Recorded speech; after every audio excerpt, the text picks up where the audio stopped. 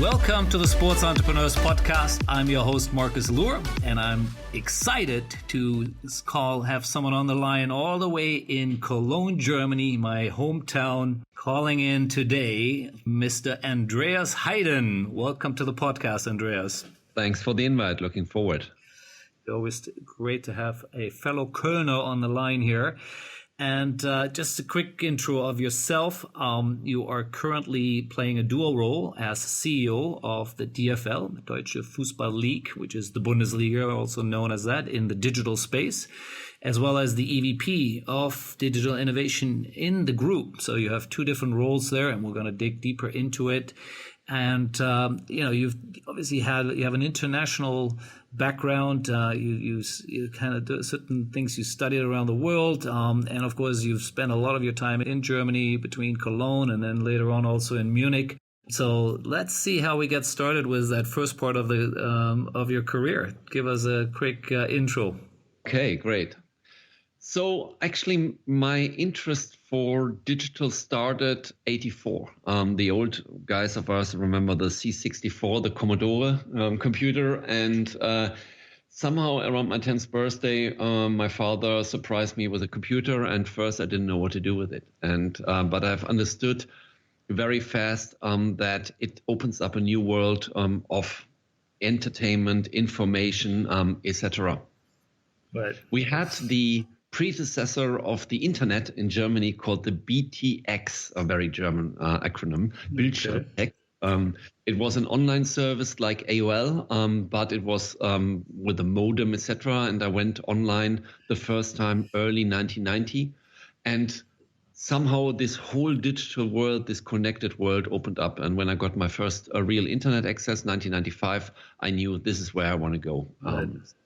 My background is marketing and communications, but very, very early in 1997, I started working for an internet service provider called Metronet. Back in the day, it was the first flat fee provider in Germany. And I tried to offer people an internet service, so a product that didn't know yet that it existed and that didn't know what to do with it. And that was the first time I really learned customer centricity and focusing on the needs of the customer to provide services that are relevant for them. I like it. Nice. So where were you at that time? Which part of Germany were you actually originally from? From Cologne, actually. You're from Cologne. All right. Yes, from Cologne. And the internet provider was in Siegburg, which is a town next to Cologne, and then it was in Germany. All right, so you're a Cologne boy as well. Excellent. Now, I want to skip a little bit over maybe some of the other roles there, but you spent some time in Microsoft, and that kind of led into into RTL, which obviously is one of the biggest German media houses. Massive group from traditional television all the way to other things. So, talk us through that a little bit. From, like I said, the early end of 1990, dotcom, boom and bust here, and now you're in RTL Interactive, which sounds already very digital. But what does it actually mean for that group, and what were you doing there?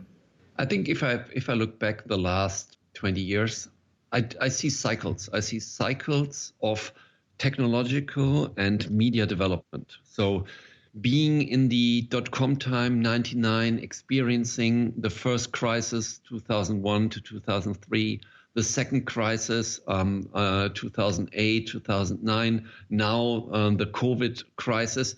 I think it hardens your character, and it helps you to focus on the stuff that is relevant. Absolutely.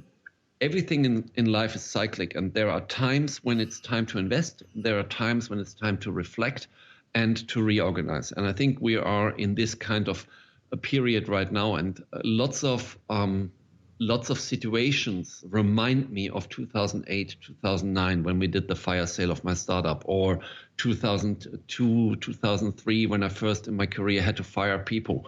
And this is something that I think going forward is a very, very important experience in your life, because always .com, also Web 2.0 started after the crash of .com. The whole second phase of social networks started after the financial crisis. And I'm very, very excited to see what great stuff is now going to be invented in the next 2 or 3 years. Once the COVID crisis is over, we refocus. And this is something I find very fascinating. I agree. So coming back to, our friends in RTL, who are interesting enough, of course, also based in Cologne. What was RTL Interactive? You came in as a deputy chief editor, and you moved all the way up to the chief innovation officer. So, 6 years of your life there. Talk us a bit through I guess that was Web 2.0 in your kind of math there. Is that, yeah?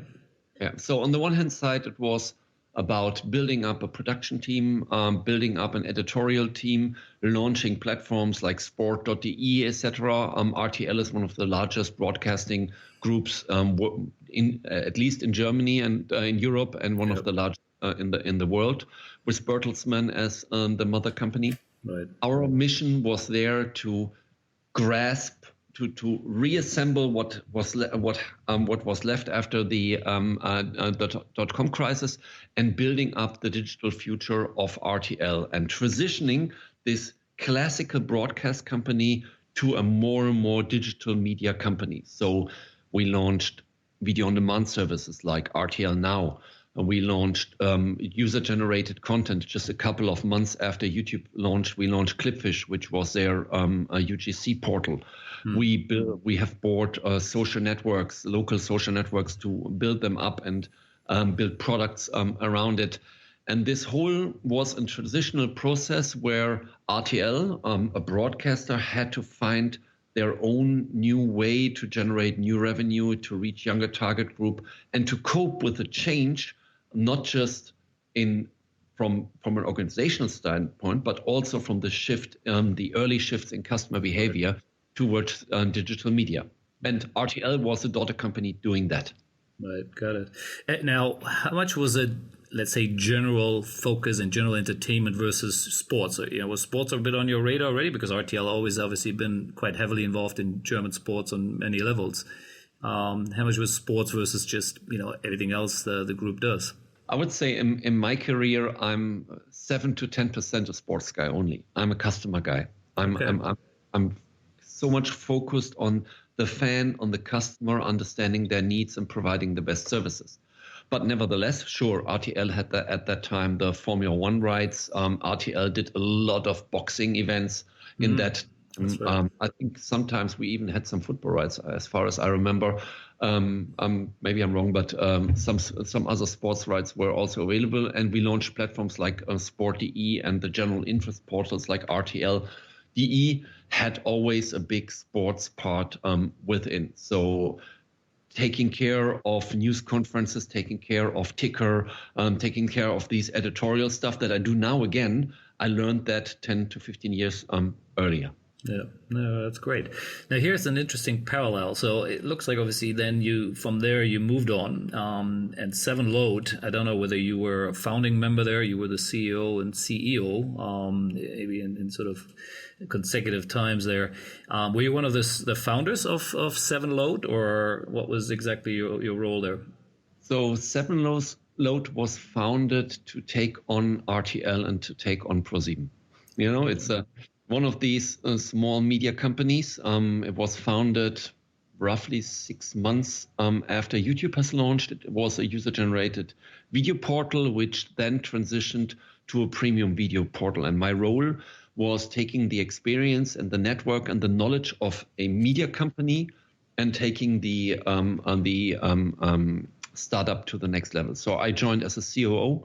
And acquisition of content was one of my tasks. And there again, I touched sports. So we did acquisition deals with WWE, with other premium content, everything that was available and not fully exploited digital by classic media companies. We took and we created small communities around it.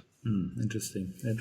Well, the part which I thought was interesting, I started TSA in 1997, and then literally a year later, we had a huge Asian crisis, the Asian financial crisis, which didn't really impact the rest of the world so much, but it was a complete mess out here.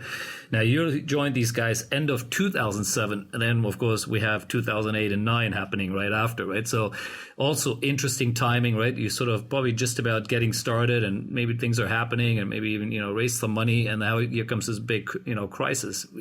Just give us some sense of what was happening, because you alluded to a bit earlier already. That wasn't so easy, I'm sure, right? Oh, definitely. So we had Deutsche Telekom and Burda as investors. Mm-hmm. But here again, my cyclic knowledge, I would call it, was helpful, because I knew how to handle situations where you have to let people go. I knew how what can a crisis do to a company, because I experienced it already, even though being barely above 30 years or nearly 40 years, I had this knowledge, and I could apply to it. But having, in the startup life, I was, I think, employee like 10 or 15 or something like this. In the startup life, you gain so much from the emotions of the people. People work there because of a common goal, of something where they want to achieve and change the media landscape. And then, due to economical reasons, investors behaving in interesting ways, the market behaving in interesting ways, you have to tell them, we did everything right, but at the end it didn't work out, because the market, we were too early to the market. We didn't have enough cash. We made lots of also operational mistakes, because nobody knew what the business was like. And this is something that is again forms your character, builds up knowledge for the next crisis cycle, but is something that is it is sometimes necessary but very hard. Yeah, no, absolutely. I have plenty of flashbacks on when you're talking about these things, because that's definitely, I've seen, on many of those things of my own. And you rightly said, this is we're in another one of those examples right now, where, a lot of it has to be scaled back, but a lot of innovation is happening, and we'll get to it obviously a little bit later in our conversation here. Now, interesting enough, then after, I guess, spending about almost 4 years there with Sevenload, and as far as I checked, Googled them, they're still around, right? As a company, they still exist. They've kind of grown around the world to 12 different languages. Is that correct? Or where are they right now? No, that was a high time, and then we sold it to our main investor, Burda, who then put it into their video unit. Oh, right. Okay. Maybe the stuff I found online wasn't that quite there. So what is it called now? Has a different name now, the company? No, it completely transitioned into the Burda family, and technology was used, but it's already now different years ago, right. 10 years ago. Okay. Yeah. All right. Cool.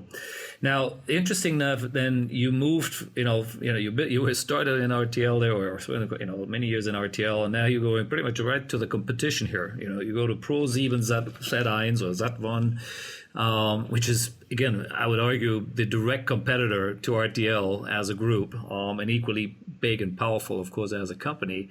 And you joined. Now, this was called ProSiebenSat.1 Games. I'll talk us through what does that exactly mean. Is that games as in computer games, or what was that particular role all about? I think if you go through my Vita, I always go into something that is new for me, and it opened up the opportunity opened up to do a post-merger integration of 3 companies, and creating a new entity for ProSieben, which is also a TV media company, and creating the games unit for them. At that time, we had an output deal with Sony Games, with great games like PlanetSide 2, etc., being released under our radar and marketed to various European countries. We had distribution agreements with TF1 for France, with Dogan for Turkey, etc., and really moving into a user-paid content acquisition model. That was very, very interesting, strong growing. I did that for 2 years and did the whole post-merger integration. And building up the management team, and then I handed it over and moved towards doing the same for Maxdome as a video on demand service. Yeah. Now, at the moment, this is sort of the early 2010s here, 11, 12, 13. You're now hanging out in Bavaria with our friends there.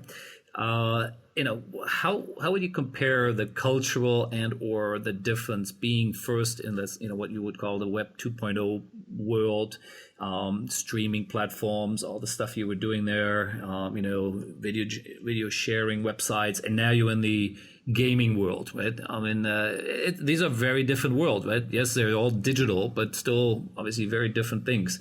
And I'm not sure you're a gamer or in this space.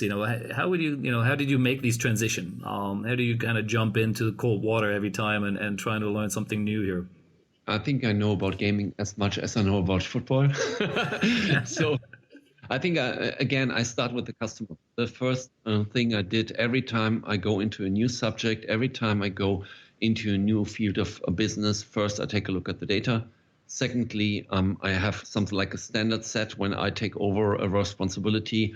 I want to see customer interviews. You would say if you would be working for McDonald's, you want to be burger flipping. You want to be in the first line. You want to read what the customers, how they are satisfied or dissatisfied. What are their expectations? What are their needs? Because this is the only way to form the company towards the customer needs. You can have the greatest technology in the world, but if the application of that technology isn't relevant to the fan, to the customer, you will be out of business. And here's something, especially in an area where games, I played games. I wouldn't say I'm a hardcore gamer, but I used to play in my early days a lot, very much, and Quake in the 90s. But understanding why are people paying money for a virtual good, and this virtual good can be a video on demand subscription, can be a weapon, can be an audio track. This is something, this trigger point to get them to do it for the first time, and the second point to extend their customer lifetime towards a maximum. These acquisition and retention and understanding the logic behind it, I find this challenging but highly motivating. Yeah, I like that. And we'll get to that when we start, going into the world of football here and DFL. And I mentioned earlier already, I want to talk a bit about NFTs later, which is sort of the latest, I guess, innovation in this space, right? People paying for a clip, which in theory you can get out there anyway. But it is now on blockchain. It is numbered, and all of a sudden it has a value, which I think I find fascinating. But what was that? We'll come back to that in a minute. So, how did you get into the Bundesliga? Most of my interview was around customer. Most of my interview was around media and the knowledge of media, and it was very little about the Abseitsregel, which is the offside rule. Right. Yeah, no, and again, I would agree that's not necessarily that sort of football knowledge which you need to do what you're doing now. And that's why I want to go just make sure I understand or people understand the two different roles you have, because I've heard an interview you did in German, and there is very distinct roles, right? On one side, you are the CEO of the DFL Digital, and DFL stands for Deutsche Fußball League. That's the a subsidiary there, and then you also sitting on the digital innovation group, I guess, the DFL Innovation, as a executive vice president. So, it seems almost like, if you don't look at it properly, sounds like the same role, just in a different different names to it. But there is very distinct differences. So maybe talk us through that for a minute. Great. So I got hired for running the digital sports. What does the DFL Digital Sports do? We produce a lot of media. So we produce the international TV program. So I do broadcast, or my team does broadcast. We do all webs and apps. We are the in-house creative agency, and I would say the data competence center when it comes to business analytics. Right. This I've done for 4 years. So we did a complete turnaround. We changed the management team. We transitioned completely cloud native to the cloud. We shut off legacy system. We have relaunched web pages, web apps, etc. So for 4 years, I wouldn't say my job was done, but the company was in a state where I had also then a COO, a colleague was Bastian. He was promoted, becoming a managing director.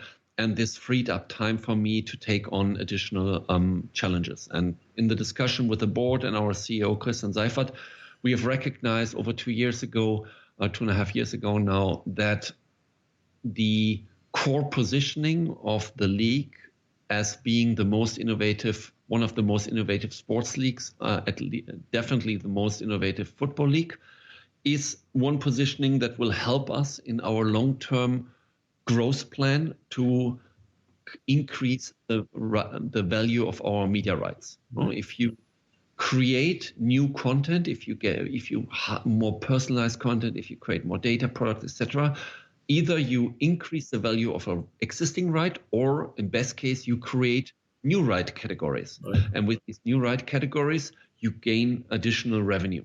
Yeah. And the necessity was there that you can't just innovate out of a daughter company, but you have to have a role that coordinates across the board the various digital innovation initiatives. And we negotiated then the partnership together with AWS, Amazon Web Services, which then gave us additional fuel to really switch to the next higher gear and to increase our innovation speed. I love it. And again, I'm going to definitely dive into the AWS part. And the part I was just going to say is that's the world I come from, right? I'm a revenue guy. My job is always go find money in the content space. And I like what you said earlier, that it isn't just about how much further you can monetize existing content, but really what new content could you create or can be created, and whether and it might not even be called content anymore, right? Maybe it's data, and maybe it's other parts of it which comes out of it, right? And let's talk a bit about this. What are some of those digital innovations? Maybe you have one or two great examples of where you've done things with AI, and other elements which you could talk a bit about. I think the 3 initiatives I can give some insights in would be the first, our journey towards a personalized media experience. Mm-hmm.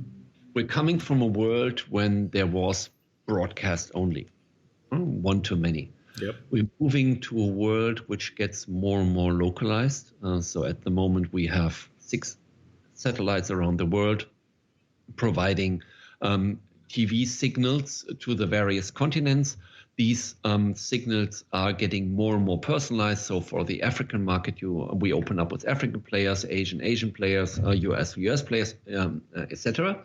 Mm. So this gives a first feeling of local relevance, because we believe that in a time when the content space gets more and more broad, where you have more and more social networks, where there is no longer one opinion, football can be one of the last uniting factors. But this football has to feel, even though it's played in Germany, far, far away in a different time zone, a couple of thousand, it has to feel close and has to feel relevant, locally relevant. Right. In our view into the future, 6 different signals are not enough. No? Right. An average football fan follows 4 clubs in the Bundesliga. So 4 out of 36 equals 58,000 different individual theoretical taste profiles. Mm-hmm. And that is based on a German fan or a global fan? That's based on a German fan, Okay. And we're getting more and more research from other markets. Mm-hmm. But let's say, at least, if you have 2 clubs, if you have a second league club and a first league club, you want to see something different through social media than somebody who just follows 3 clubs out of one region, or somebody who just follows the clubs with the most Latin American players. Yep. And this kind of attitude to say, our job is to make sure that the fan enjoys the beautiful game in the Bundesliga to the highest extent, could lead in, 10 years in 1 million different streams that we're sending out in a world where maybe satellites no longer exist, etc. So fully customized, yeah. Yes, fully customized. And when I think about fully customized, it's not for me like you have little switches and you tell the machine what you want. No, It's like the Facebook, like the TikTok, like the Instagram feed. The feed knows what you want, and all the personalization gets automatic.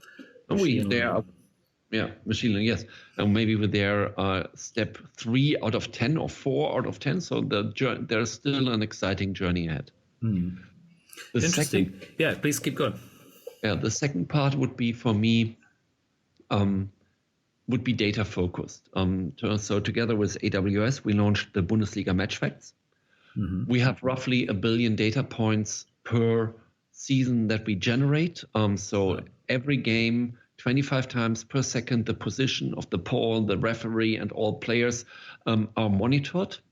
On this level, data collection level, we have lots of reporting levels. So how many kilometers has somebody run, or what's the ball position, and all that stuff that since years on screen.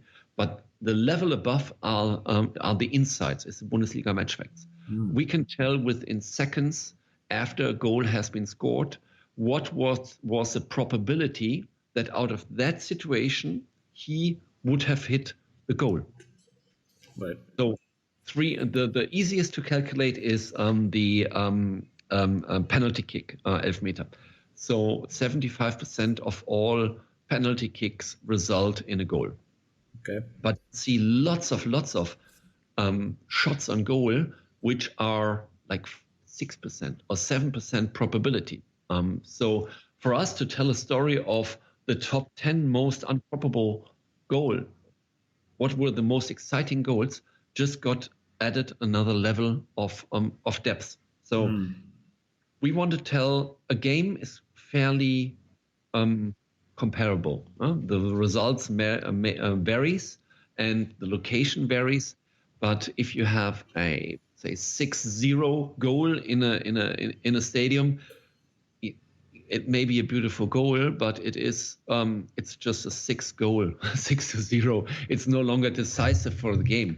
But if at the same time you can tell the story that was the most improbable goal of the season until now, this is something that we find very, very interesting. And again, it pays back to my first point. How can we increase the value of the media rights? Right. If you add data layer on top of it, then you can increase value. And you add a level of storytelling to it, really, right? That's at the end of the day, what it's all about, right? That data isn't just raw data sitting there, but it's someone can turn it into a story, which is the part I like about it. Now, just a quick question before we get to your third point. I think you said you have 3. How do the teams currently use that data? They already have full access to it, and therefore someone can really go through it and analyze and to some degree shape how the team will play in the future, or it's not quite there yet? So there is a so-called club portal on the Data Match Hub where we deliver all data to all teams. So if you want to get data on a team that you're going to play against with, you can go to that portal, download the data. Most teams have their own data sets where they combine our match data together with their training data. Some teams buy external data to do benchmarking towards games from the Premier League, etc. So there are players like back in the day Opta or now Perform or Stats, which provide great data sets and combine it. And that's also our data strategy towards licensees. You can buy data directly from us, or you can buy data in an aggregated form from resellers like Sportradar or Perform, etc. Right. So are you in essence, obviously at the end of the day, DFL is always about the clubs anyway, right? You are they're your customer in some degree. I'm sure you've seen the movie Moneyball, right? How close are we to see Moneyball in Germany in the Bundesliga? I would say my football knowledge to that would be too limited, but we see young players like Julian Nagelsmann, etc., who really incorporate data into their training methods. I think it decides the good from the great clubs whether they use data or not. It's sure, football is a people's game, and it's about the motivation and the individual strategy and the innovation. Innovative ideas, what to do differently as a coach, but data gives you another level to get maybe inspired or reassured. I think one very important layer, we are yet in the beginning is injury prevention. This is something very close to my heart to say.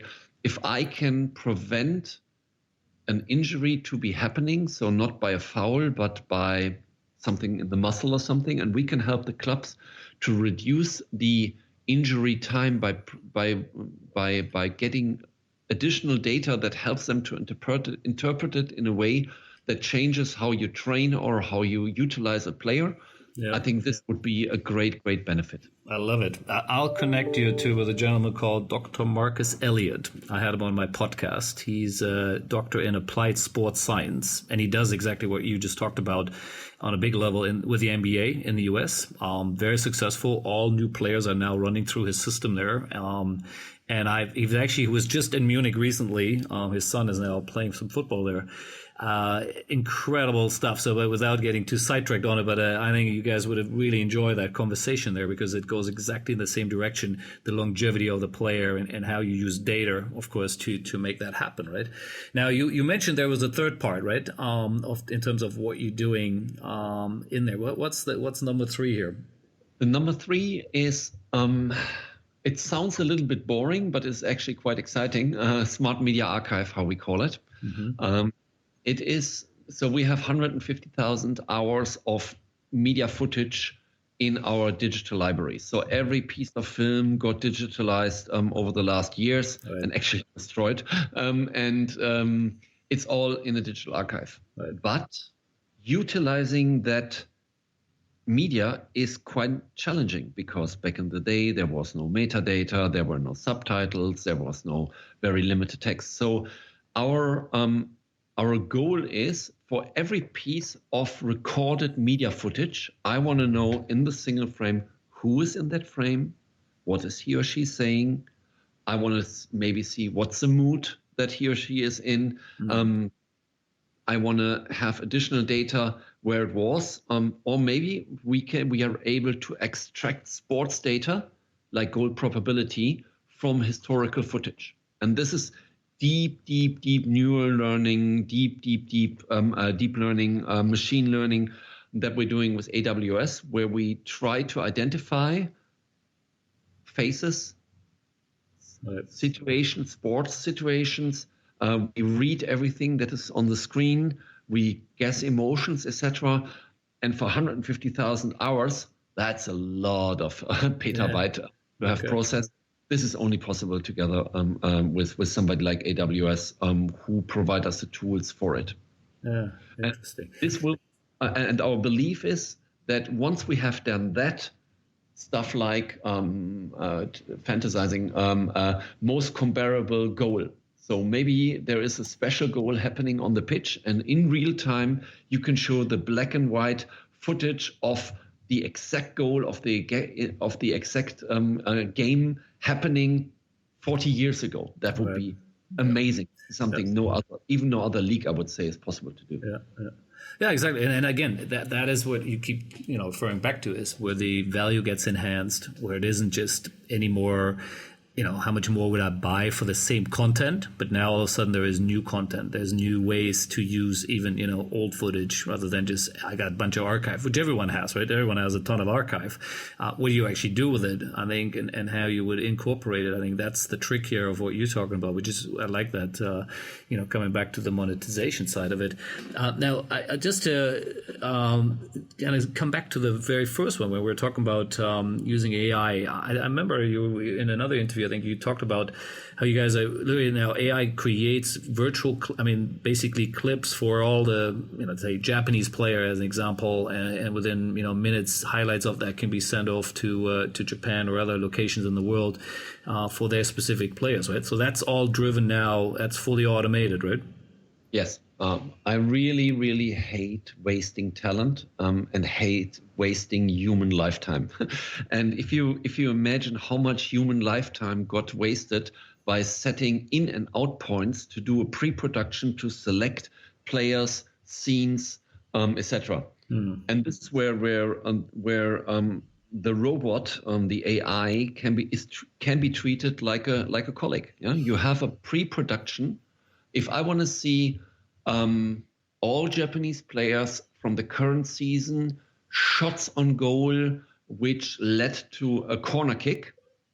I feed that to the machine, and I get a rough cut of that content produced. No. I can even say at which length I want to have it, and the machine also knows, like, if I select goal, in this case I didn't, but in goal, it automatically detects the voice of the commentator. So it's like goal, and only when the voice goes down, it cuts off. Right, so it's a very, very intelligent production setup, which liberates people from doing dumb work and really lets them do the creative stuff, because that's what we do them for. Now, again, first question would be: do your clients, in this case the rights buyer, do they have access to this themselves, or they would have to come to you and say, "Here is what we're looking for," and then someone in your team pulls it up for them? How does that work? I would say it depends on the commercial discussion. Sure.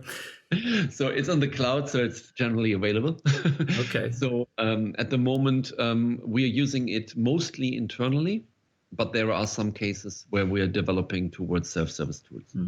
Right. Because again, that is sort of where am I the buyer, right? If I'm the broadcaster, the platform, whatever you are, OTT, those are the opportunities. If someone offers that to me, is where I would see again the added value compared to others. So I really like that part. Now let's quickly touch a bit on AWS. You mentioned it a few times, and it was also, of course, reported all over the press that there was a new deal, which I think started many years ago, but has now come into something much bigger, right? Maybe talk us through a little bit of the journey there. When I arrived 2015 with the DFL, I already did 7 years ago my first cloud project. So I think the first AWS project I've done was with my startup 7Load, something like 2008 or 2009, in the days when we variabilized cost, going back from rigid server infrastructure towards cloud infrastructure, like encoding in the cloud, etc. So I was pretty shocked of the state of technology that we were in 2015. We had data centers somewhere, and we had to pay ridiculous prices for stuff that we only use in the peak twice or maybe 4 times a year. Start of season, end of season, the Klassiker, Spielplan, so the release of the match schedule, and maybe last match day. But the whole infrastructure was built up for that. So the first step was, how do we variabilize server infrastructure to get rid of, to be safe in the peaks, but to lower the cost. Right. Then the cloud services in 16, 17, 18, 19 really accelerated in their capabilities, decreased in price, and increased in quality. And latest 2018, we started to learn what is possible and what other stuff can we innovate for our customers. Right. So we started a cloud transition project, a shut of old legacy systems. And in that process, we have seen for us and our needs, and our favorite tool has become AWS for our developers. And my true belief is, never decide against your developers. If you have developers who love working with a certain tool set, give them more of it, give them unlimited access to it, they will create great stuff around it. And this is what happened. And from the culture, we fit very, very good to AWS, very well, because they are the most customer-centric company. We are the most fan-centric company or league. And this radical focus on making the customer happy, our customer being the TV licensees, the broadcasters and OTT players in the world, and the fans, and their customer, the tech community, this really fit well together. And we define these 3 areas where we want to innovate in, and where we concentrate, next to lots of other stuff that we're doing, where we concentrate our joint forces onto. Right. Now, unless I completely misread it, it sounded like a bit like AWS has also become almost a sponsor or a partner of the league, right? Almost, meaning they may be bringing money to you as well. Is that correct, or do I misread that? That's correct. So we have found an agreement where they are our marketing partner. So they're integrated in every game, on screen, etc. We do lots of marketing together, where they we help them to bring their brand into a relevant market space, and they help us on the other hand on the technology part. Got it. Yeah, cool. I like that. I mean, I'm a big fan of AWS as well. I think they do amazing stuff there. Now, switching here to our friends in Italy, Delta Tray. I believe you have a JV with them as well. What does that entail? And that's obviously would be focused on data, I'm assuming, or which part of what Delta Tray does? Yeah. So what we have understood is that there are areas where you need partners to grow to a really excel level. And over years, we paid companies to do our data acquisition and our data processing. Mm-hmm. But a couple of years ago was decided to found the Sports Tech Solutions, which was then a JV with Delta Tray, a minority at that time.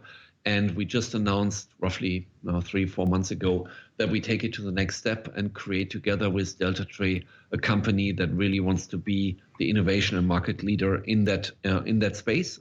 So the products and services have been hardened by utilizing them in our Bundesliga, which have, I would say, from the leagues, one of the highest aspirations in quality and quantity, to then roll out these solutions to other leagues and help them to be also more successful around data, around virtual VAR, so video assistant referee, right.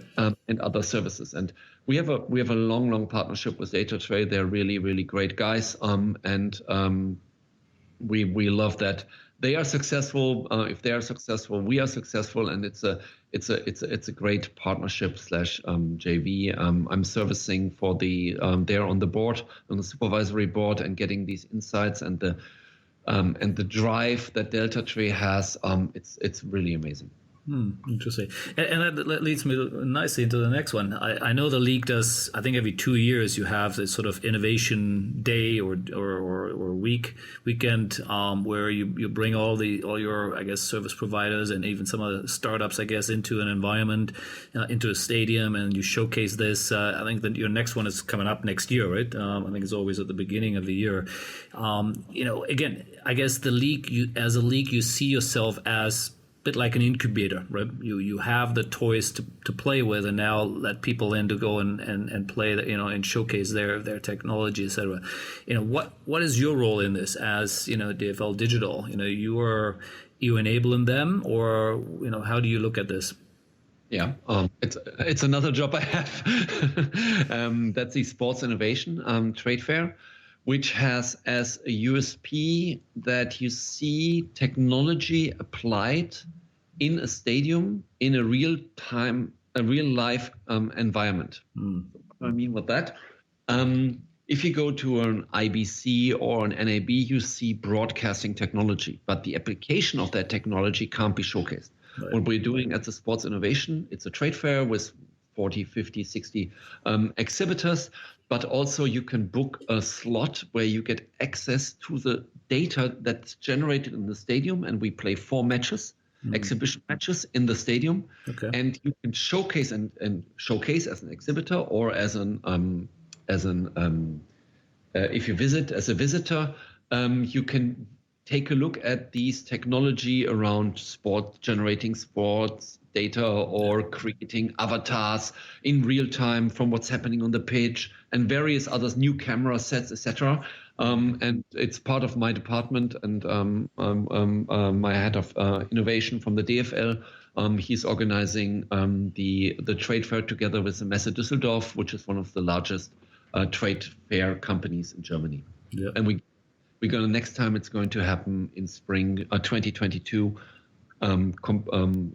when COVID allows it, hopefully again. Yeah, absolutely. Yeah, I do some work as advisor to 2 startups in this sort of space. I'm gonna make sure both of them figure out a way to get there. I really like they fit well into exactly what you guys are doing there. Now let's talk a bit about COVID, because so much has changed, right? Even the Bundesliga, is playing in front of empty stadiums now, and there's a lot of discussions at the beginning, whatever that was last season actually now. how into the international feed. I remember the first international feed was without any sound, and it was boring as hell. And then the next one, luckily, you guys started to pipe, at least some sort of fan noise in the background, and right away it became a lot more interesting to watch. Talk us through a couple of the innovations especially from a digital side, you guys have created in the last, let's call it 12 months here.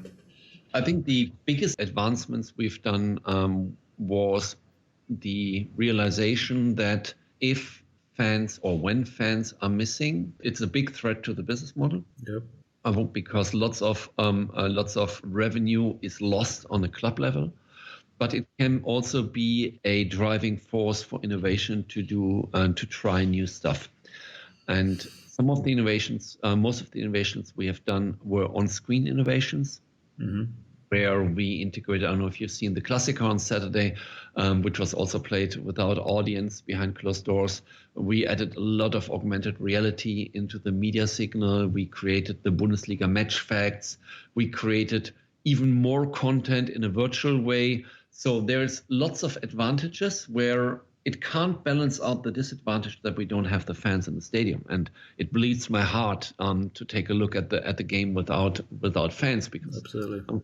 Fans are in our focus, but our mission is to do the best media production possible under these harsh circumstances, to provide service to the fans at home, that they still can enjoy the beautiful game. I think some opportunities were there. Where there's light, there's always a shadow. We have space in the stadium, so we can try new camera sets, etc., and innovate. Because the ranks are empty. But, and this is very, very important, we have existing hygiene concept, and the hygiene concept beats everything. So there is a very, very limited amount of people being allowed in the stadium during the match time, before and after. And if there is a piece of hardware you can put into the stadium and you don't need a person to operate it, then that is something you can experiment with. But our promise towards the politics stands: as little people in the stadium as barely. And again, I can't remember what the name of the company is, but I know Bundesliga also has its own production arm, right? Where you're obviously out there producing the whole signal yourself, rather than, again, outsourcing it as what certain other leagues do. I'm assuming there is a lot of interplay, right, between the two of you in that space as well. Definitely. So they are an integral part of our glass-to-glass strategy, which starts with the glass of the camera lens and ends with the glass of the TV set or the mobile phone. Mm-hmm. Everything before the first glass is operated by the club. So the club takes care of the stadium and the nice weather and everything that is necessary to play the game. And once we record it, our business model starts. And the first slice of the glass-to-glass strategy is Sportcast. Our 100% daughter company, who has produced over 10,000 football games, also works for the FIFA and other associations, and the STS, the Sports Tech Solutions, who gather the data. And it was a very, very conscious decision over 12 years ago to own this part of the value chain, because if we are deciding to change our camera system, we can do it. If we want to decide we put another camera into the stadium, we decide it ourselves as a league. Right. In other concepts where, as you said correctly, other leagues are doing JVs, or in the US, even the media product is produced by TVs and not by the league, so by TV broadcasters and not by the league. You have very limited control. And what we see is our force for change, or force for good, or force of innovation is possible because we have very, very short turnaround times and highly, highly competent people in-house on the various parts of the content value chain. Yeah, I like that. And Jörg Daubitz is a good friend of mine, and he's obviously one of the earlier C-levels when the Bundesliga started to really become a separate entity, right? And so I've seen it over the years. Sportcast and others, these new innovations which are coming up there on all levels, including, of course, what you're doing there. It's a very exciting space. Now, keeping along the lines here and also keeping track a bit of our time here, there's still a couple of things I wanted to touch on. One is data, of course, and betting, which is huge, of course, globally, and it's getting bigger, and as well as more money is in it. What role do you guys play there? How do you, as DFL Digital, play there in this space? So betting is part of our world and part of our reality. We are not doing betting by ourselves, sure, as we are operating league, but we provide data either in a licensing model directly from STS, our daughter company, or through wholesalers, which then can be utilized for betting all around the world. Right. Okay, so it's just, and obviously, now who sells those rights? Is that part of your remit, or that's a different part of the company who is in charge of the monetization there? Yeah, it's a different part of the company, so not in my responsibility. It's mostly done by the Bundesliga International, our sales arm. Got it. Makes sense, right? Now, last two sort of pieces here. One is the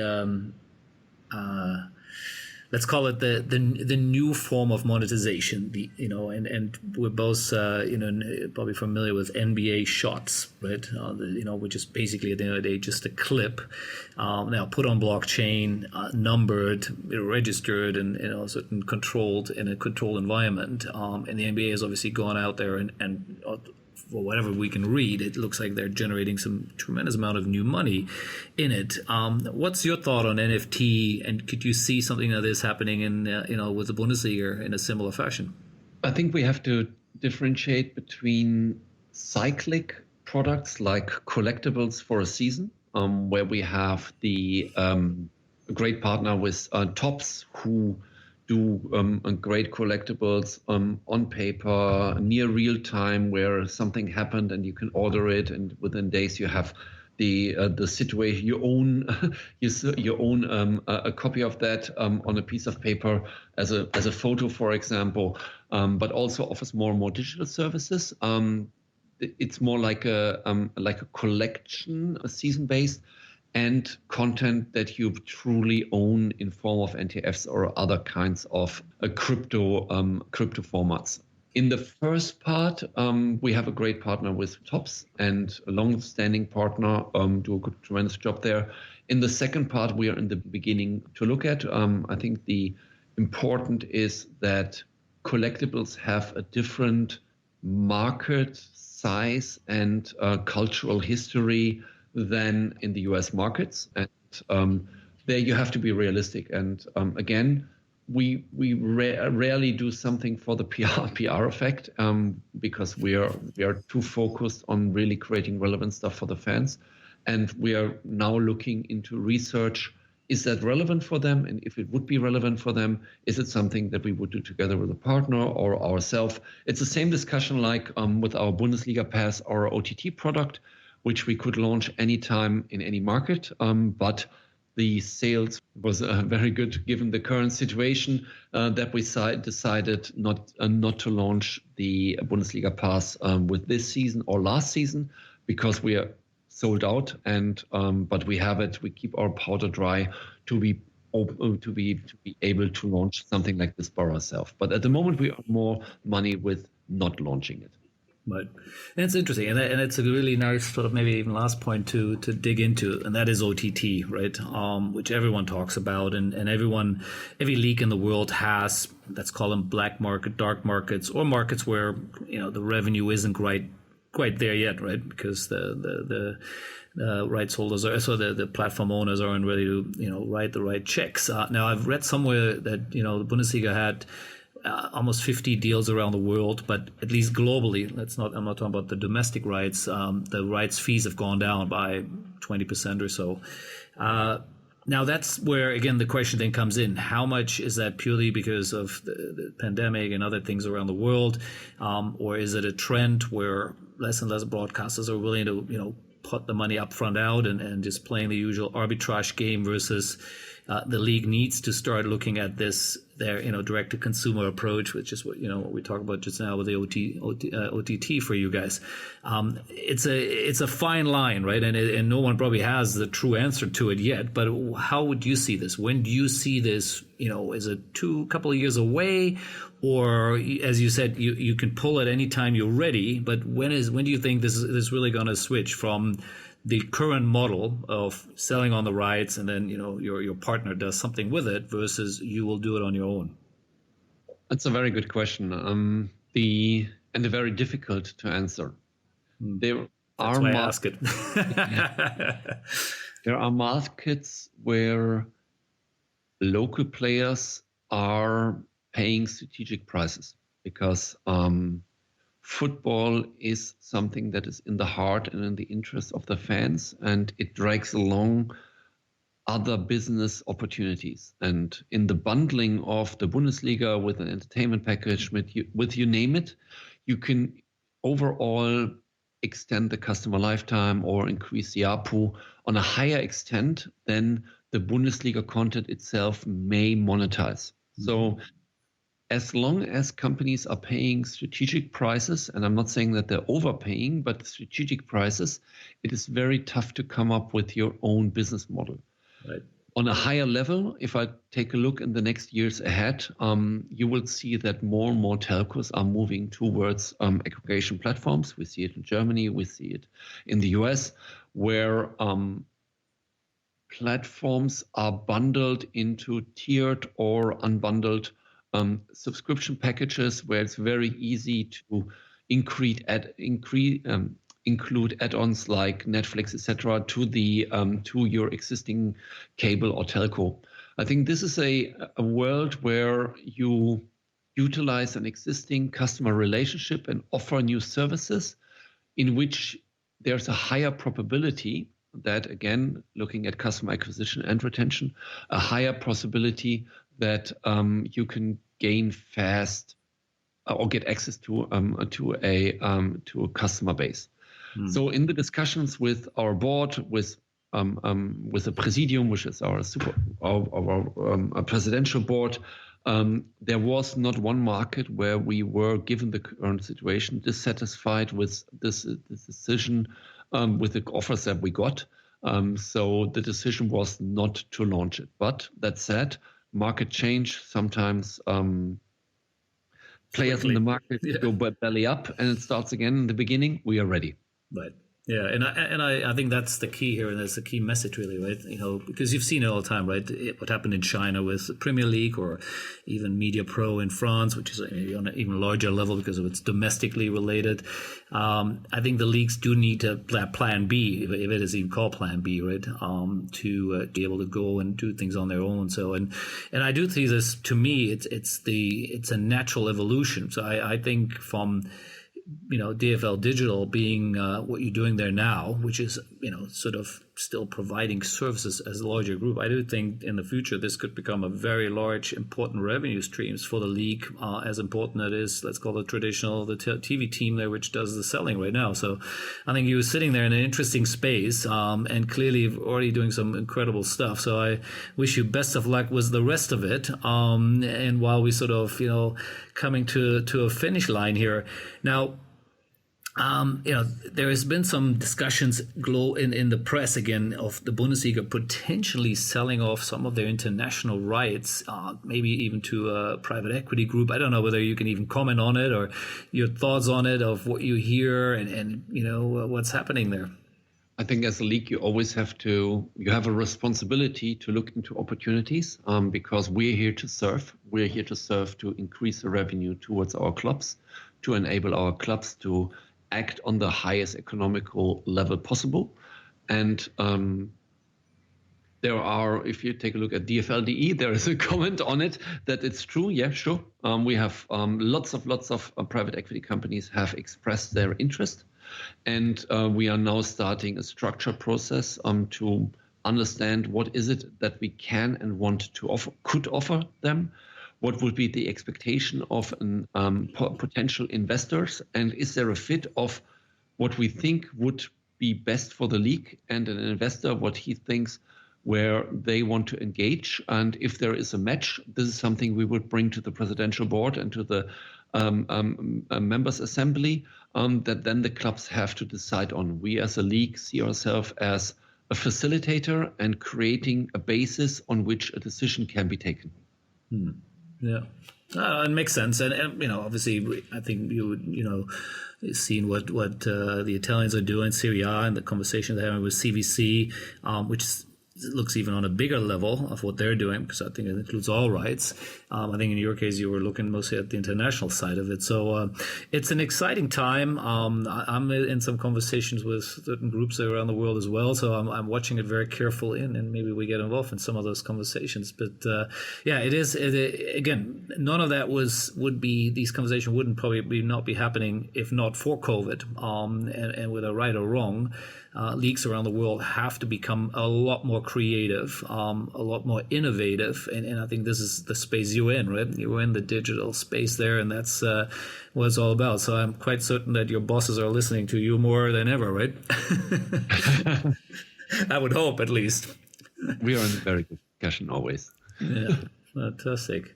Andreas, this was a lot of fun here. We got a good, nice hour in here. A lot of great content, great insights into your own career, but also into really how the Bundesliga ticks, and especially the digital side here. So thank you very much for your time. Wish you all the best there in Cologne. Looking forward to coming and seeing you there again soon once travel becomes a bit easier. Definitely. Thank you for the invite, and see you latest in spring next year into Sports Innovation, but hopefully earlier. Definitely. Looking forward to that. Thanks so much. Tschüss. Tschüss.